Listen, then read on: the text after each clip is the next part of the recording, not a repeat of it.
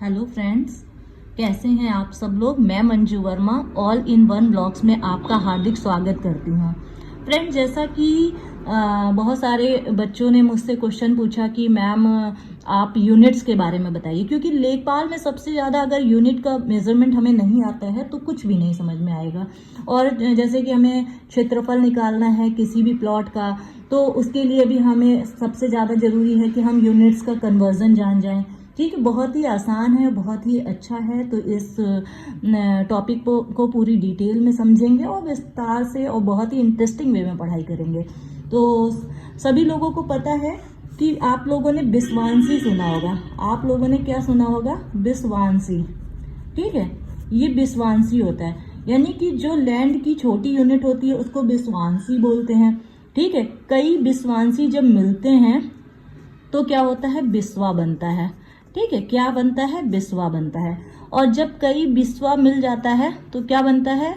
बीघा बनता है। ठीक है, बीघा बनता है। और जब कई बीघे मिलते हैं तो एकड़ बनता है। क्या बनता है? एकड़ बनता है। और जब कई एकड़ मिलते हैं तो हेक्टेयर बनता है। यानी कि जमीन की छोटी इकाई क्या होती है? बिस्वांसी होती है। और जमीन की बड़ी इकाई क्या होती है? हेक्टेयर होती है। ठीक है, हेक्टेयर होती है।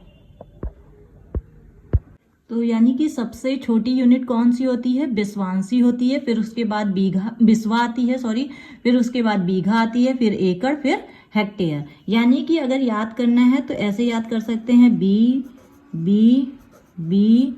A H. एक कोर्स होता है BBA, यानी कि BBA होता है, तो यानी कि ट्रिपल BA H लगा दीजिए, हेक्टेयर। सभी लोग जानते होंगे खसरा और खतौनी में जब भी हम लैंड का एरिया देखते हैं तो वो जो रकबा होता है वो हमेशा हेक्टेयर में लिखा होता है। ठीक है, इसलिए इसकी मीन्स ये आप पहचान लीजिएगा कि हेक्टेयर में किसी चीज का रकबा लिखा हुआ है, किसी भी जमीन का रकबा लिखा हुआ है तो यानी वो सबसे बड़ी यूनिट है। ठीक है, तो बिस्वांसी, बिस्वा, बीघा, एकड़ और हेक्टेयर। अब हम देखते हैं कि कितने बिस्वांसी मिलके एक बिस्वा बनाता है, कितने बिस्वा मिलकर एक बीघा बनाता है, कितने बीघा मिलके एकड़ बनाते हैं और कितने एकड़ मिलकर हेक्टेयर बनाते हैं। ठीक है, ध्यान दीजिएगा फ्रेंड्स, ये क्या है? बिस्वांसी, यानी कि BAH। ठीक है, बिस्वांसी यानी कि जब हम 20 बिस्वांसी देखते हैं तो 20 बिस्वांसी कितने बिस्वा? एक बिस्वा बनाता है। ठीक है, 20 बिस्वांसी कितना? एक बिस्वा बनाता है। अगर 20 बिस्वा मिल जाए, ठीक है, अगर 20 बिस्वा जमीन है तो वो कितना बनाएगा? वो एक बीघा जमीन बना देगा। ठीक है, वो कितना हो जाएगा? वो एक बीघा जमीन हो जाएगी। और कितने बीघा मिलके एक एकड़ बनाते हैं? ध्यान दीजिएगा फ्रेंड्स, 1.613, यानी कि 1.613 नियर अबाउट अप्रोक्सीमेट हम मान लेते हैं कि 1.6 बीघा जो जमीन होती है वो एक एकड़ को दर्शाती है। कितनी? वो एक एकड़ को दर्शाती है। अब देखते हैं कितने एकड़ जमीन मिल जाए तो वो एक हेक्टेयर बना दे। तो यानी कि 2.47 अगर एकड़ जमीन मिल जाए तो वो कितना? एक हेक्टेयर का निर्माण करेगी। ठीक है, यानी 20 बिस्वांसी एक बिस्वा के बराबर होता है। 20 बिस्वा मिल जाए तो एक बीघा बन जाता है। 1.6 बीघा अगर मिल जाता है तो एक एकड़ बन जाता है। और 2.47 एकड़ अगर जमीन मिल जाए तो वो एक हेक्टेयर का निर्माण करती है। ठीक है, तो ये बहुत ही इंपॉर्टेंट है। इससे हम क्या कर सकते हैं, आगे हम बताएंगे भी कि कैसे अगर हम बिस्वा को हेक्टेयर में कन्वर्ट करना हो, ठीक है, और बीघा को एकड़ में कन्वर्ट करना हो, एकड़ को हेक्टेयर में कन्वर्ट करना हो, तो बहुत ही आसान तरीका है। ये जो कन्वर्जन है इसके थ्रू हमें समझ में आ जाएगा और हम निकाल लेंगे आसानी से। ठीक है, जैसे कि 1.6 बीघा जो जमीन होती है वो कितना? एक एकड़ के बराबर होती है। 1.6 बीघा जमीन जो होती है वो एक एकड़ के बराबर होती है। ठीक है, अब देखिए, अगर हम क्या करते हैं कि देखते हैं कि 2.47 एकड़ जमीन जो होती है वो एक हेक्टेयर के बराबर होती है। ठीक है, 2.47 एकड़ जमीन जो होती है वो एक हेक्टेयर के बराबर होती है। अगर एक हेक्टेयर में, ठीक है, एक हेक्टेयर में कितने एकड़ होते हैं? 2.47 एकड़। ठीक है, और अगर हमें इसे बीघा में कन्वर्ट करना होगा तो क्या करेंगे, 2.47 एकड़। एक एकड़ में कितने बीघा होते हैं, देखिए एक एकड़ में 1.6 बीघा होते हैं। ठीक है, जो भी आंसर आएगा वो बीघा में कन्वर्ट हो जाएगा। एक हेक्टेयर बराबर होता है 2.47 एकड़, और एक एकड़ में यानी जिसमें भी कन्वर्ट करना होगा, एक एकड़ में कितने बीघा होते हैं, 1.6 बीघा। तो इसको जो भी मल्टीप्लाई करके आएगा वही बीघा में कन्वर्ट हो जाएगा। ठीक है, आगे ध्यान दीजिएगा, 1 इंच। ठीक है, अब हम इंच देखते हैं, फुट देखते हैं, गज देखते हैं। तो यानी कि 1 इंच, ठीक है, 1 इंच बराबर कितना होता है, अगर हम सेंटीमीटर स्केल में देखते हैं तो 2.54 सेंटीमीटर। हम नियर अबाउट 2.5 से मल्टीप्लाई कर देते हैं हर जगह, लेकिन जो एग्जैक्ट वैल्यू होती है वो 2.54 सेंटीमीटर होती है। ठीक है, 1 इंच बराबर 2.54 सेंटीमीटर, और 1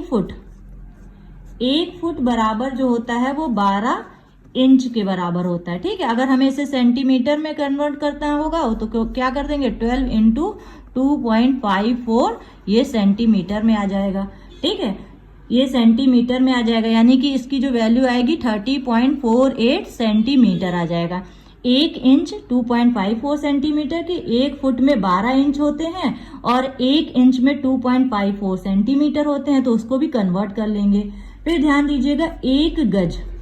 ठीक है, 1 गज में 3 फीट होते हैं, 1 गज में 3 फीट होते हैं। ठीक है, और अगर देखा जाए तो एक फीट में कितने इंच होते हैं, 12 इंच होते हैं। ठीक है, और अगर देखा जाए तो 1 इंच में कितने सेंटीमीटर होते हैं, तो 3 इंटू 12 इंटू 2.54 सेंटीमीटर। ठीक है, 54 सेंटीमीटर। ठीक है, तो इसको भी कन्वर्ट कर लेंगे, यानी 1 इंच में कितने सेंटीमीटर होते हैं, 2.54 सेंटीमीटर। 1 फुट में 12 इंच होते हैं, 1 गज 3 फीट के बराबर होता है। बहुत सारे लोग क्वेश्चन ये भी कंफ्यूजन होती है कि क्या फुट और फीट में कोई अंतर होता है। तो फुट और फीट में कोई अंतर नहीं होता है, लंबाई या दूरी मापने की एक प्रचलित इकाई है। ठीक है, कभी हम फीट का प्रयोग करते हैं, कभी हम फुट का प्रयोग करते हैं, ये एक वचन और बहुवचन के टर्म्स में देखते हैं, और वहीं पे हम उसको बोल देते हैं, फुट बोल देते हैं, फीट बोल देते हैं। यानी कि 1 फुट में कितने इंच होते हैं, 12 इंच होते हैं, या 30.48 सेंटीमीटर होते हैं। ठीक है, अब हम आगे ध्यान दीजिएगा।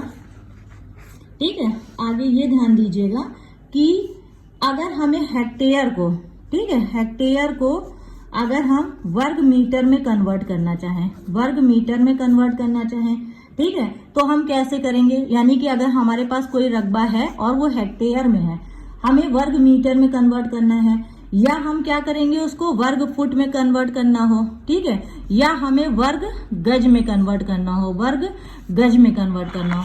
यानी कि या तो हम हेक्टेयर को वर्ग मीटर में कन्वर्ट करना चाहें, या वर्ग फुट में कन्वर्ट करना चाहें, या वर्ग गज में कन्वर्ट करना चाहें, तो हम कैसे करेंगे, तो आगे देखते हैं।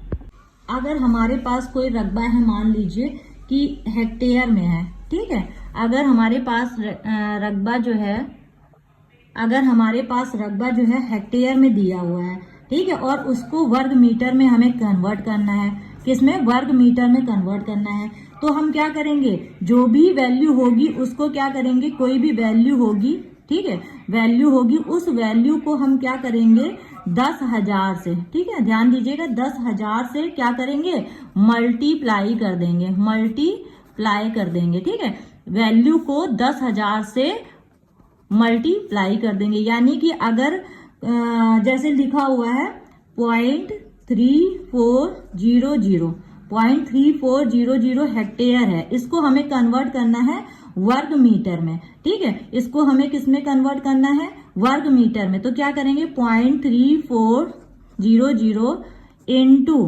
किससे, 10,000 से, 10,000 से क्या करेंगे, ये मल्टीप्लाई कर दिया। ठीक है, तो ये कितना आ जाएगा, 3400 वर्ग मीटर।